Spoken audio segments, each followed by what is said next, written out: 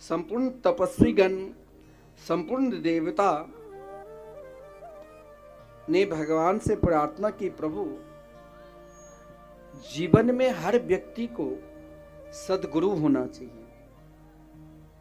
भागवत के प्रारंभ में भी आदरणीय व्यास जी सद्गुरु की महिमा और सद्गुरु की प्रार्थना की है।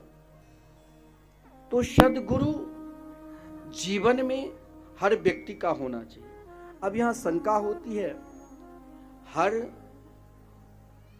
राज्य के अलग अलग भोजन हैं, अलग अलग रहन सहन है, खाने की प्रवृत्ति अलग है।